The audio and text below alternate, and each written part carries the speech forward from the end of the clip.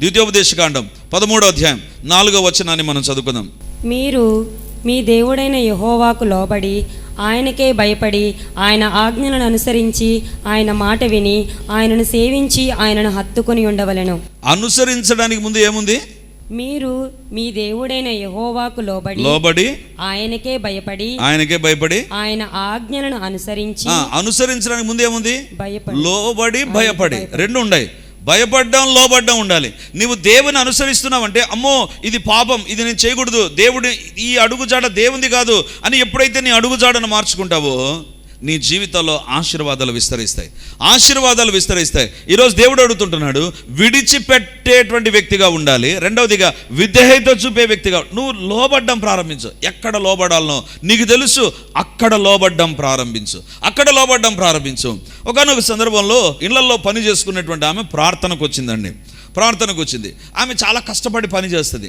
ఆమె ఎంత కష్టపడుతుంది అంటే తన జీవితంలో అనుకోని సందర్భంలో ఆమె కువైట్కి వెళ్ళడం, కువైట్లో పరిస్థితులు బాగలేక ఆమె వెనక్కి రావడం, అప్పులు ఎక్కువైపోయిన తర్వాత ఆమె చేసిన పని ఏంటంటే కష్టపడి పని చేయడం ప్రారంభించింది. కానీ ఆమెకు ఒక దయ్యం ఉందండి, విపరీతంగా ఆమెను సతాయించేటువంటి ఒక దయ్యం. ఎక్కడెక్కడికి పోయినా దయ్యం పోలేదు. చివరికి ప్రార్థనకు వచ్చింది. ప్రార్థన చేస్తున్నా కానీ దయ్యం పోతుందండి. ఒక 4-5 రోజుల తర్వాత మళ్ళీ దయ్యం వస్తుంది. మళ్ళీ సఫర్ అవుతుంది. లేనిపోని సమస్యలు అన్నీ వచ్చేస్తాయి ఆమెకు. మళ్ళీ ప్రార్థనకు వస్తుంది. ఏంటయ్యా ప్రార్థనకు వచ్చినా పోలేదు. ఎంత ప్రార్థన చేసినా కూడా అప్పుడు పోతుంది. 2-3 రోజులకు పోతుంది దయ్యం. మళ్ళీ షీ విల్ బికమ్ నార్మల్. మళ్ళీ ఆ దయ్యం వచ్చేస్తుంది.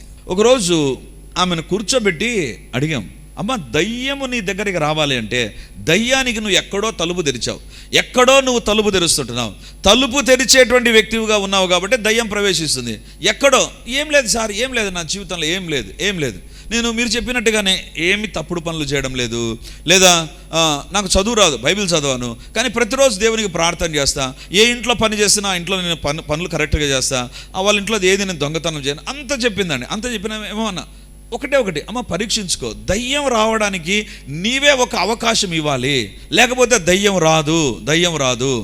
రాను నీ పరిస్థితి ఇంకా దిగజారుతుంది. ఫస్ట్ వచ్చిన దానికంటే ఇంకా దిగజారుతుంది. అలా ఉండకూడదు.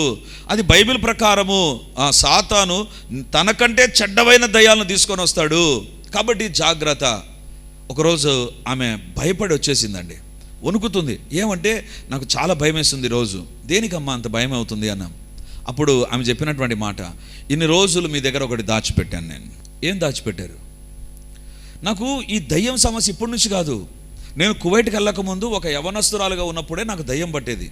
ఇదే రకంగా ప్రవర్తించేదాన్ని, ఇదే రకమైన సమస్యలు నాకు వచ్చేవి. అప్పుడు మా అమ్మ బ్రతికున్నప్పుడు ఏం చేసిందంటే ఆమె ఆయా ప్రాంతాలకు నన్ను తిప్పింది. అనేక ప్రాంతాలకు తిప్పి నా దయ్యం పోవాలని ప్రయత్నం చేసింది. చివరిగా ఒక మాంత్రికుని దగ్గరికి నన్ను తీసుకొని వెళ్ళింది మా అమ్మ. తీసుకొని వెళ్తే ఆ మాంత్రికుడు చూసి, ఈ దయ్యం చాలా పవర్ఫుల్, ఈ దయ్యం పోవాలి అంటే ఒకటే ఒకటి నేను చెప్పినది మీరు చేస్తే ఈమెకు పోతుంది, లేకపోతే పోదు ఆమె అన్నది. మరి ఏం చేయాలి? దీనికి చాలా ఖర్చు అవుతుంది. ఏం ఖర్చు అవుతుంది? ఒక వెండితో తయారు చేసినటువంటి ఒక దాన్ని నేను చెప్తాను, దాన్ని అదే రకంగా డిజైన్ చేసుకొని రావాలి. అది నేను తయారు చేస్తాను. తయారు చేసిన తర్వాత ఒకరోజు మీరిద్దరు నా దగ్గరికి వస్తే మీ యొక్క తొడ భాగాన్ని కోసి అందులో దీన్ని పెడతాను, అప్పుడు ఇది పోతుంది. అయ్యా మీరు ప్రతిసారి నాకు చెప్తున్నప్పుడు నాకు ఒకటి జ్ఞాపకం వస్తుంది. ఈ తొడలో ఆ తాయతో సంబంధించింది ఒక వెండిది ఉంది కదా. కాబట్టి ఇప్పుడు ఎలా దేవుని బిడలారా? ఆమె చెప్పింది, నాకు తొడ భాగంలో అలా కోసి దాన్ని పెట్టాడు, లోపల ఉంది. అది తీయాలి అంటే, అందుకే పురుషులుగా మీ దగ్గర నేను చెప్పలేకపోయాను. కానీ నా పరిస్థితి అధ్వానంగా మారుతుండగా దిస్ ఈజ్ మై కండిషన్. దేవుని బిడ్డలారా, ఎక్కడో ఒక్క అవిధేయత, ఎప్పుడో చేసిన అవిధేయత, అది దాచిపెట్టి ఎంతవరకు వెళ్ళిపోయిందంటే ఆమె వల్ల కానప్పుడు ఈరోజు అనేక శ్రమలు విస్తరిస్తున్నా కూడా నీ జీవితంలో నువ్వు మేలుకొని విధేయత చూపలేకపోతే, now you are responsible for your life. నీ జీవితానికి నీవే జవాబుదారీ. దేవుని బిడ్డలారా, అన్ని రోజులు ప్రార్థన చేస్తూ ఉన్నాం. యేసు నామమందు ప్రార్థన చేస్తే ఏ దయ్యమైన పోవాల్సిందే. But why this woman is suffering? ఎందుకు ఈమె బాధపడుతుందంటే very simple reason, she is disobedient in one area. మిగతా ప్రార్థన ఎప్పుడైనా ప్రార్థన రమ్మంటే ఖచ్చితంగా టైంకి వచ్చేస్తుంది, వచ్చి మోకాలు ఉంటుంది, నిలువు మోకాలే ఉంగుతుందమ్మా. దేవుని బిడ్డలారా, మన అవిధేయతతో దేవుని అనుసరించకుండా ఉన్నామేమో. ఒకటి, విడిచిపెట్టాల్సింది విడిచిపెట్టడం లేదు. రెండవదిగా విధేయత అనేటువంటిది ప్రతిరోజు నీ జీవితంలో ఉండాలి. అది అప్పుడప్పుడు ఉండేటువంటిది కాదు, అవకాశాన్ని బట్టి ఉండేటువంటిది కాదు. దావీదు అంటున్నాడు, యెహోవాను విడిచి తిరుగు వారికి, యెహోవాను విడిచి వేరొకరిని అనుసరించు వారికి శ్రమలు విస్తరిస్తాయి. ఈరోజు దేవుడు మనతో మాట్లాడుతుంటాడు. దేవుని బిడ్డవైతే విడిచిపెట్టాల్సింది విడిచిపెట్టావా? మొదటిది. రెండవదిగా లోబడాల్సింది, విధేయత చూపాల్సింది విధేయత చూపుతున్నావా? ఇప్పుడు దావీదుని అడుగుదాం. దావీదు, నీ జీవితంలో ఎందుకు ఈ మాట రాస్తున్నావు నువ్వు? ఇప్పుడు చదవండి తిరిగి అదే వచనం, 16వ అధ్యాయం, కీర్తనలు 16:4. యెహోవాను విడిచి వేరొకరిని అనుసరించు వారికి శ్రమలు విస్తరించును. వారు అర్పించు రక్తపానీయార్పణలు నేను అర్పింపను, వారి పేర్లు నా పెదవులను ఎత్తను. 5వ వచనం, యెహోవా నా స్వాస్థ్య భాగము, నా పానీయ భాగము నీవే, నా భాగమును కాపాడుచున్నావు. మనోహర స్థలములలో నాకు పాలు ప్రాప్తించెను, శ్రేష్టమైన స్వాస్థ్యము నాకు కలిగెను. ఇందాక మనం 4వ వచనంలో ఏమని చదువుకున్నాం? యెహోవాను విడిచి వేరొకరిని అనుసరించు వారికి శ్రమలు విస్తరించును. మరి దావీదు అంటున్నాడు, వేరే వారికి శ్రమలు విస్తరిస్తున్నాయి. కానీ 6వ వచనంలో మనోహర స్థలములలో నాకు పాలు ప్రాప్తించను. ఇది చనిపోయిన వారి పైన రాస్తారు, చనిపోయిన వారి ఫోటో పెట్టి దానిపైన రాస్తారు, మనోహర స్థలములలో పాలు ప్రాప్తి. అంటే ఏమనుకుంటారంటే మనోహర స్థలం అంటే పరలోకమే. దావీదు పరలోకాన్ని గురించి కాదు ఇక్కడ రాసింది. వారందరూ శ్రమల గుండా తన ఎదుట వెళుతుండగా దావీదుకు మనోహరమైన స్థలములలో పాలు ప్రాప్తించాను. అంటే తన జీవితములో చక్రవర్తిగా మారిపోయాడు, తన జీవితములో దేవుని యొక్క సాధనంగా మారిపోయాడు. శ్రేష్టమైన మనోహరమైన స్థలములలో ఇతనికి, though he's a shepherd bye, అతడు గొర్రెలు కాచుకునే వ్యక్తి అయినా దేవుడు అతనికి మనోహర స్థలములలో అవకాశం ఇచ్చాడు, ఉన్నతమైన స్థితిలోనికి తీసుకొని వెళ్ళాడు. దేవుని బిడ్డలారా, ఈరోజు దేవుని యొక్క వాక్యంలో దావీదు జీవితంలో పాపాన్ని విడిచిపెట్టడం, పాపానికి దూరంగా అవడం, దేవుని అడుగుజాడలు అనడం. దేవుడు అంటాడు, దావీదు నా హృదయానుసారుడు, నా హృదయంలో ఏ రకంగా ఉంటుందో దావీదు అదే రకంగా చేస్తాడు. దావీదు, నీకెందుకు మనోహర స్థలాల్లో పాలు ప్రాప్తించను, నీకెందుకు దేవుడు శ్రేష్టమైన దీవెనలు ఇచ్చాడు? దావీదు అంటాడు, I follow the heart of God, దేవుని హృదయాన్ని నేను వెంబడిస్తా. ఈరోజు మనము ఎవరిని వెంబడిస్తున్నాం, దేన్ని వెంబడిస్తున్నాం, ఏ పాపాన్ని కలిగి ఉంటున్నాం, that is going to decide your blessings or fate. అది నీ ఆశీర్వాదాలైనా నీ శాపానైనా నిర్దేశిస్తుంది. అందుకే ఈరోజు సందేశం యొక్క అంశం ఏంటంటే, నీ యొక్క ఆశీర్వాదాలను నిర్దేశించేది ఇదే. ఏంటి తెలుసా? దేవుని అనుసరిస్తున్నావా? అనుసరించే వ్యక్తి అయితే విడిచిపెట్టావా? విడిచిపెట్టిన వ్యక్తి అయితే విధేయత చూపుతున్నావా? నీ జీవితంలో ఇది ఉంటేనే మనోహరమైన ఆశీర్వాదాలు నీవి. Otherwise your sorrows will be multiplied. నీ యొక్క దుఃఖాలు విస్తరించడం ప్రారంభిస్తాయి. దావీదులో ఉన్నటువంటి లక్షణం ఏంటి తెలుసా? ఇప్పుడు చదువుదాం తిరిగి 16వ అధ్యాయం 4వ వచనం. యెహోవాను విడిచి వేరొకరిని అనుసరించు వారికి శ్రమలు విస్తరించును, వారు అర్పించు రక్తపానీయార్పణలు నేను అర్పింపను, వారి పేర్లు నా పెదవులను ఎత్తను. యెహోవాను విడిచి వేరొకరిని అనుసరించు వారికి శ్రమలు విస్తరించును, వారు అర్పించు రక్తపానీయార్పణములు నేను అర్పింపను, వారి పేర్లు నా పెదవుల మీద రాదు. వారి పేర్లు నా పెదవుల మీద రాదు. మరి నువ్వేం చేస్తావు దావీదు? 5వ వచనం ఏమంటాడు? యెహోవా స్వాస్థ్య భాగము, నా పానీయ భాగము నీవే. దేవుడు, చాలమ్మా, దేవుడు నా భాగం, నేను దేవునికి సంబంధించిన వ్యక్తిని, దేవుడు నా భాగం. ఇప్పుడు దేవుని విడిచి వెళ్తున్నారే, వాళ్ళ పేరు కూడా నా పెదవుల మీదకి రాను. అంటే నా జీవితంలో కేవలం దేవునే వెంబడిస్తా, దేవునికే లోబడతా, దేవుడే నా జీవితంలో ప్రాధాన్యత. నీ జీవితంలో నువ్వు ఏమని చెప్పాలి తెలుసా? ప్రతి చోట నేను దేవుని బిడ్డను అని చెప్పి దేవుని బిడ్డగానే జీవించడం ప్రారంభించాలి. దేవుని బిడ్డగానే పాపాన్ని విడిచిపెట్టే వ్యక్తిగా ఉండాలి. దావీదులో ఉన్నటువంటి లక్షణం ఏంటంటే, విడిచిపెట్టాడు. తన జీవితంలో తను చెప్తున్నాడు, వాళ్ళ పేర్లు ఎత్తాను, వారి దగ్గర కూడా నేను వెళ్ళాను. నా జీవితంలో దేవుడే నా పానీయ భాగం, దేవుడే నా స్వాస్థ్యం, తర్వాత వస్తాను ఆ భాగంలోనికి, ఎందుకు ఆ మాట అన్నాడని. దేవుని బిడ్డలారా, అంటే దావీదు జీవితంలో పాపాన్ని విడిచిపెట్టే వ్యక్తి మాత్రమే కాదు, విధేయత చూపించే వ్యక్తి మాత్రమే కాదు, he is a person who is going to confess what he's believing. తాను ఏమి నమ్ముతున్నాడో దాన్ని ఒప్పుకొని జీవిస్తుంటున్నాడు, దాన్ని పలుకుతున్నాడు, దాని విషయమే మాట్లాడు. నేను వాళ్ళ పేర్లెత్తాను ప్రభా, నీవే నా స్వాస్థ్యం, నీవే నా స్వాస్థ్యం. తన నోటి మాటతో చెబుతున్నాడు. నీ జీవితంలో గుర్తుంచుకో, అపవాది ఎప్పుడు పోతాడు తెలుసా? అపవాది క్రియలు ఎప్పుడు లయమవుతావు తెలుసా? నీ మనసులో అనుకుంటే కాదు. నీ మనసులో సాతాను నీ మనసును చూడలేడు. సాతానికి అంత సీన్ లేదు. నీ మనసులో ఏం జరుగుతుందో సాతానుకు తెలియదు. అందుకే యేసు ప్రభు ఎప్పుడు అయినా చూడండి, దయ్యం దగ్గరకు వస్తాను కానీ బిగ్గరగా గద్దించను, ఆజ్ఞాపించను. దేవుడు మౌనంగా, దయ్యం పోదు. Speak out. దేవుని బిడ్డలారా, దేవుని యొక్క బిడ్డగా అపవాది శక్తులను గద్దించాలి. నీవు దేవుని బిడ్డవని పలుకుతూ అపవాది శక్తులను గద్దించడం ప్రారంభించాలి. ఈరోజు దేవుడు మనతో మాట్లాడుతుంటున్నాడు. మనం ఎవరమండి?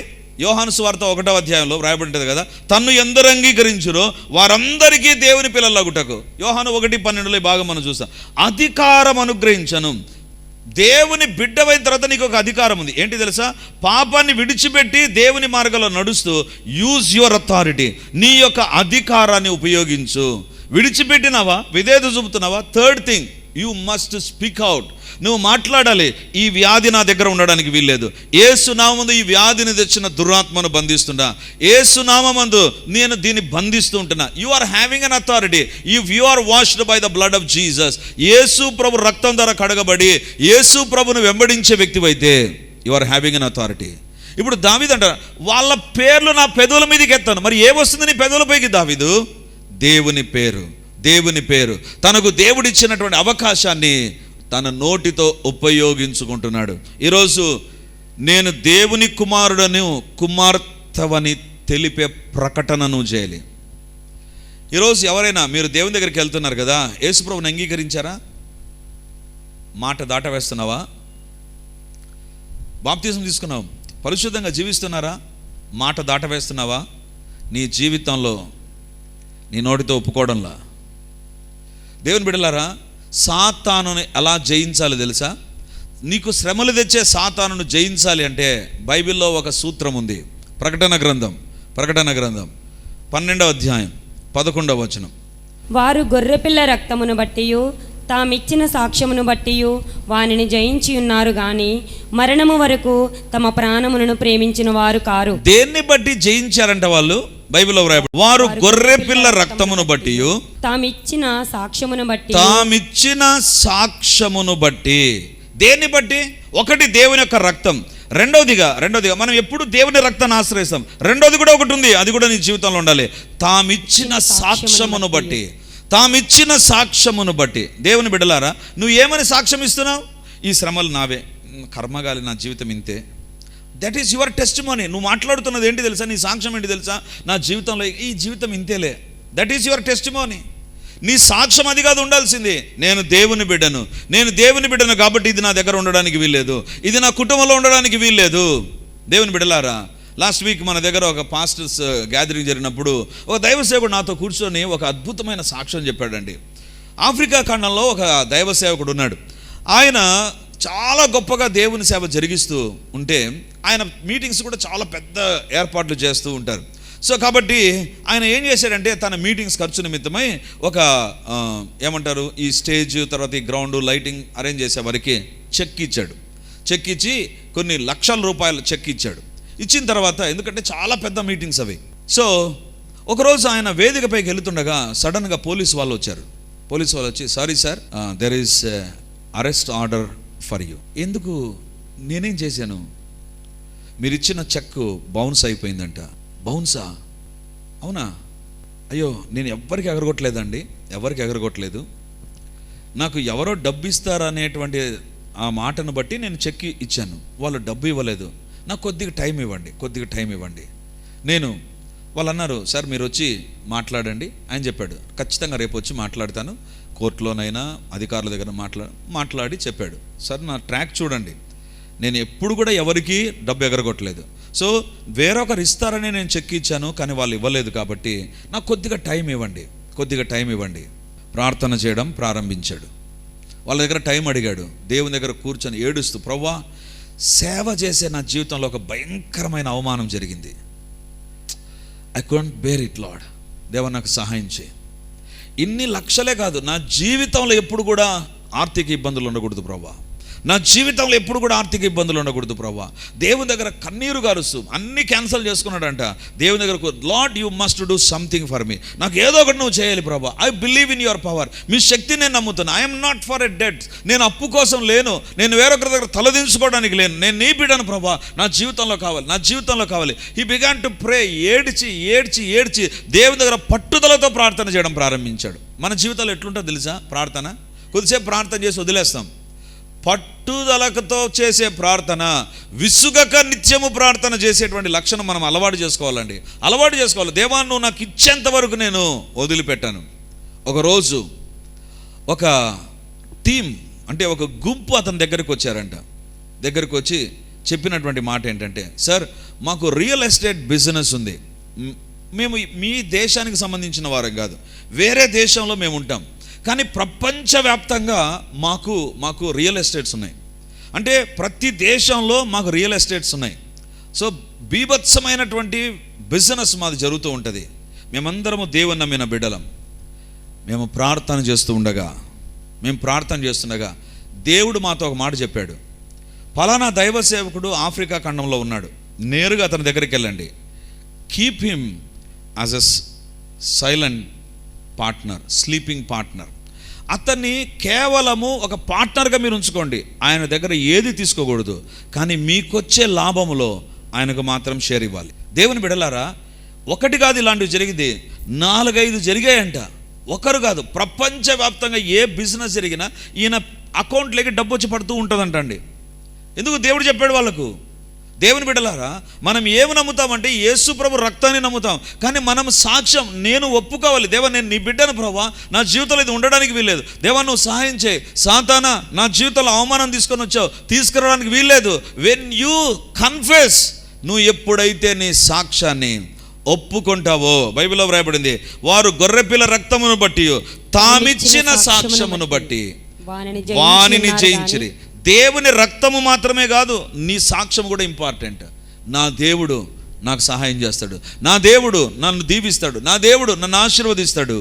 దేవుని బిడ్డలారా, అందుకే దావీదు కీర్తనలు కొన్ని ఏ రకం ఉండండి. యెహోవా నా కాపరి, దేవుడు నాకు వెలుగును, రక్షణయు దుర్గమునై ఉన్నాడు.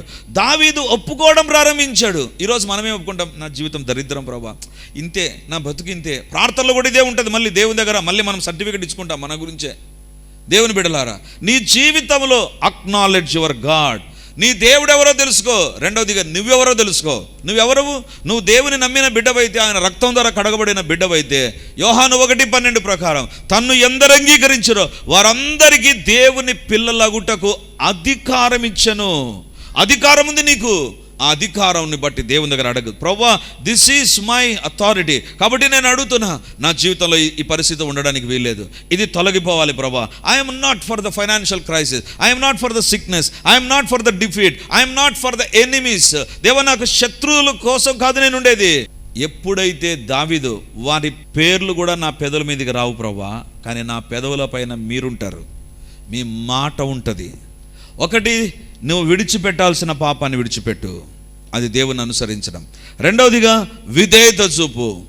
మూడవదిగా నీ జీవితంలో విలువైన మాటలు నీ నోటిలోంచి పలుకు.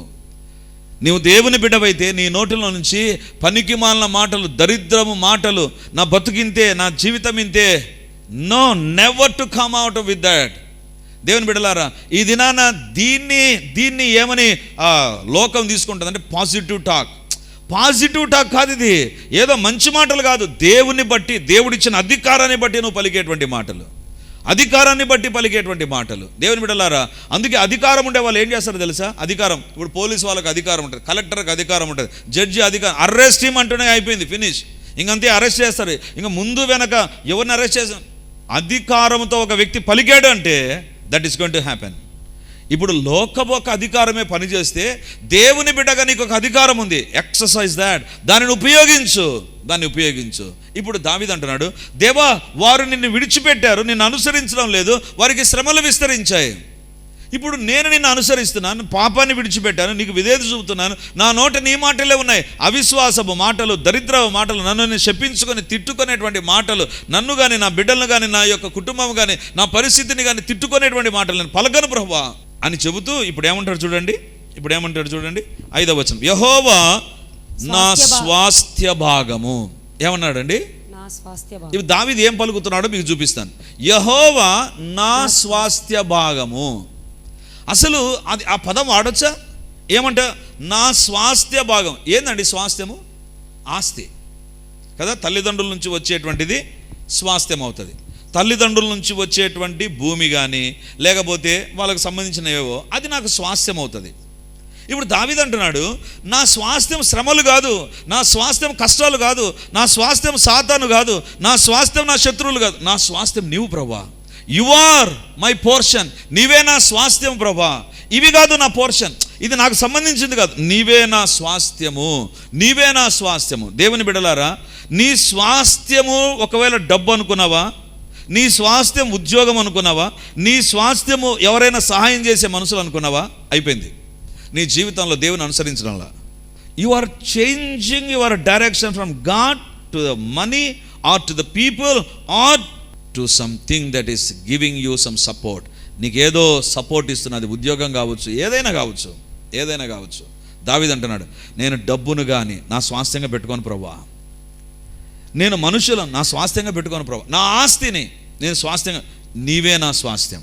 నువ్వు నా స్వాస్థ్యమై ఉండగా నాకు శ్రమలు కాదు, నాకు ఎలాంటి పరిస్థితి అంటే మనోహరమైన స్థలాలు. హల్లెలూయా. మన జీవితాలను మనం పరీక్షించుకుందాం. నీ జీవితంలో ఎవరు నీ స్వాస్థ్యం? చాలామంది ఏమంటారంటే, అబ్బా నాకు ఉద్యోగం లేకపోతే నా పరిస్థితి ఏమైండు, వాళ్ళకి ఉద్యోగమే దేవుడైపోతాడు. మా అమ్మ మా నాన్న ఈ డబ్బు ఇవ్వకపోతే నా పరిస్థితి డబ్బే వారికి స్వాస్థ్యం అయిపోతారు. వీరు లేకపోతే నాకు అసలు ఉద్యోగం వచ్చేదా? మనుషులు స్వాస్థ్యం అవుతారు. దావీదు అంటున్నాడు, ఇది కాదు, నేను నీ అడుగు జాడలో నడుస్తుండగా యు ఆర్ మై పోర్షన్. నీవే నా స్వాస్థ్యం ప్రభా, నా ఆస్తి నీవు ప్రభా, నా యొక్క అంతస్తు నువ్వు ప్రభా, నాకు సంబంధించిన నువ్వు ప్రభా. రెండోదిగా ఏమంటాడండి? 5వ వచనం, యెహోవా నా స్వాస్థ్య భాగము, నా పానీయ భాగం కూడా నీవే ప్రభా. నేను సాతాను పెట్టే ఒత్తిడికి ఎక్కడ పేలిపోతానో ఏమవుతుందో అనేటువంటి టెన్షన్ నాకు లేదు. నా స్వాస్థ్యము నీవే, నా పానీయ భాగం కూడా నీవే, నా ఖాళీతనములో కూడా నీవే ఉండు ప్రభా. హల్లెలూయా. నీ ఖాళీతనం ఏంటి తెలుసా? దేవుని కొరకు. ఏంటి నాకు ఈ కష్టం ఉంది, ఏంటి నాకు ప్రభా ఈ కొరత నీదే, ఈ యొక్క ఎంటీనెస్ నీకోసమే. నువ్వు రా ప్రభా ఈ ఖాళీతనంలోనికి. అక్కడ 6 రాతి బాణాలు ఉన్నాయి. యేసుప్రభు అంటాడు, అలాగైతే దాన్ని నీళ్లతో నింపాడు. ఖాళీతనం దగ్గర యేసుప్రభు రాగలిగితే శూన్యంలోనికి వచ్చాడు దేవుడు. ఆయన అక్కడ భాగంగా మారిపోయాడు, ఆ యొక్క ఖాళీతనంలోకి భాగంగా మారిపోయాడు. దేవుని బిడలారా, నా స్వాస్థ్యము నీవే, నా పానీయ భాగము కూడా నీవే. ఆ పానీయంలో కొంచెం గ్యాప్ ఉంటుంది, ఆ గ్యాప్ కూడా నీవే ఫిల్ చేయి ప్రభా. I should not have any emptiness. దావీదు అంటున్నాడు, నా యొక్క ఆస్తి నీవే, నా అంతస్తు నీవే, నా సమస్తం నీవే ప్రభా. నెంబర్ 2, నా దగ్గర ఏ ఖాళీ ఉన్నా నీవే ప్రభా, ఖాళీ నింపు. ఈరోజు ఇది మన జీవితంలో లేకుండా శ్రమలు విస్తరిస్తున్నాయి.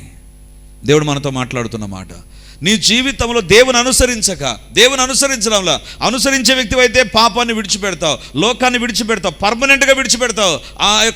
నీ యొక్క రాంగ్ ఫ్రెండ్షిప్ను, రాంగ్ అటాచ్మెంట్ పర్మనెంట్గా విడిచిపెడతావు. రెండోదిగా దేవుని అడుగుజాడలోకి వస్తావు, విధేయత చూపుతావు. మూడోదిగా దేవుని మాటలు నీ నోట ఉంటాయి, వేరొకటి నీ నోట రాదు.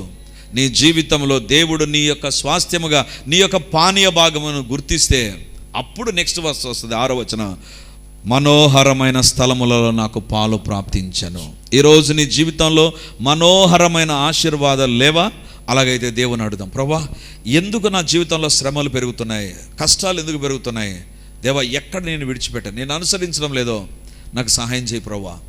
ఈరోజు దావీదును ఆశీర్వదించిన దేవుడు, బైబిల్లో వ్రాయబడింది కదా, he's same yesterday today and for ever. ఆయన నిన్న నేడు నిరంతరం ఏకరీతిగా ఉన్నాడు. ఈరోజు ప్రభు మనతో మాట్లాడుతుండగా, దేవా నా జీవితంలో నీవే నా స్వాస్థ్యం, నీవే నా పానీయ భాగం. నేను తప్పుడు మాటలు, నన్ను తిట్టుకొని, నిందించుకొని, అసహించుకొని, శపించుకునే మాటలు నా పెదవుల మీద కూడా రానియను ప్రభా. దావీదైనా కాలేబైనా బైబిల్లో ఎవరైనా, when they left the worldly things and when they showed obedience, when they used their authority and when they spoke about the promises of God, God began to work for them. ఈరోజు దేవుడు అడుగుతున్నాడు, విడిచిపెట్టావా? రెండవదిగా, ఎంతగా విధేయత చూపుతున్నావు? విడిచిపెట్టడమే కాదు, విధేయత చూపుతున్నావు. మూడవదిగా, నీ జీవితంలో విలువైన మాటలు పలుకు. నష్టపూరితమైన, శపించుకునే మాట, తిట్టుకునే మాట పలకవద్దు. ఒకవేళ పలికామా, మాట్లాడామా, క్షమించు ప్రభువా. దేవా నా జీవితంలో నీవే నా స్వాస్థ్యం, నీవే నా పానీయ భాగం, నీవే నా యొక్క సమస్తం ప్రభువా. I believe in your everything. నా జీవితంలో సహాయం చేయి అని ఆయన వైపు చూద్దామా? ఎవరిని అనుసరిస్తున్నావు? దేన్ని అనుసరిస్తున్నావు? ఏ పాపం నీ జీవితంలో ఉందో నీకు తెలుసు. You know about yourself in detail. సంపూర్తిగా నీ గురించి నీకు తెలుసు.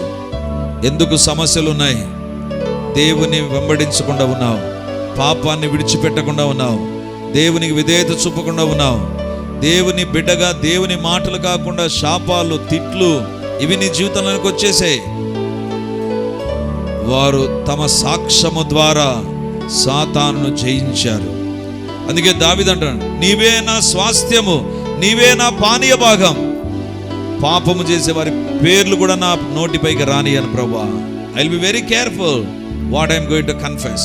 నేను ఏం మాట్లాడతానో, నేను ఏదో ఒప్పుకుంటానో దాని విషయంలో I will be very careful lord. దేవా నా జీవితంలో విశ్వాసముతో నేను జీవిస్తూ మనోహరమైన స్థలాలు మనకు కావాలి.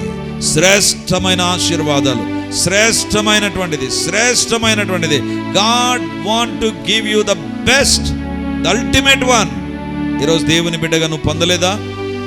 ఎక్కడ ఆయన అనుసరించకుండా ఆయన అడుగుజాడలకు దూరం అయిపోయావో, you are depending on some other things. వేరొక దానిపైన నీవు ఆధారపడుతున్నావు.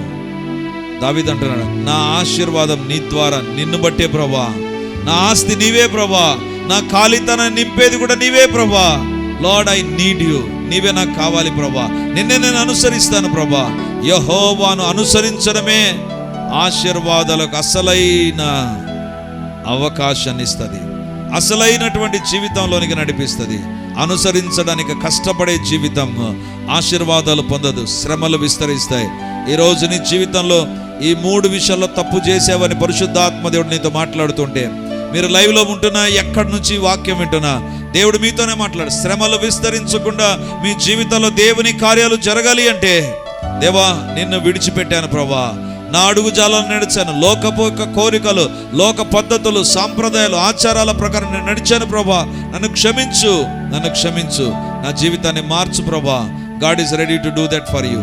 దేవుని ఎదుట సరి చేసుకుందాము, ప్రభు ఎదుట ప్రార్థన చేద్దాం. దేవా నీవే నా స్వాస్థ్యము, నీవే నా పానీ భాగం, నా ఆశీర్వాదాలు నీవే ప్రభా, నా స్వస్థత నీవే ప్రభా. మీకే వందనాలు తండ్రి, మీకే స్తోత్రం. మా ప్రార్థన విన్నందుకు వందనాలు చెల్లిస్తూ మమ్మల్ని దీవించి, మమ్మల్ని ఆశీర్వదించి తండ్రి, సాతాను శ్రమలు ఇంతవరకు విస్తరించి ఉంటే ఇప్పటి నుంచి ఆశీర్వాదాలు మా జీవితాల్లో విస్తరించునుగాక, ఆశీర్వాదాలు విస్తరిస్తూనే ఉండునుగాక, ఆరోగ్యం విస్తరిస్తూనే ఉండునుగాక, క్షేమం విస్తరిస్తూనే ఉండునుగాక, సమాధానం, ఐక్యత మా కుటుంబాల్లో, పరిచర్యలో విస్తరిస్తూనే ఉండునుగాక. దేవా మీ కార్యాలు జరిగించి మహిమను పొందుమని యేసయ్యా మీకే స్తుతులు స్తోత్రాలు చెల్లిస్తూ, ఈ ప్రార్థనలో ఎంతమంది ఎక్కడి నుంచి ఏకీవించినా వారి జీవితాల్లో మీ కార్యాలు జరిగించినందుకు వందనాలు చెల్లిస్తూ యేసు నామమందు అడుగుచున్నాను తండ్రి, ఆమేన్.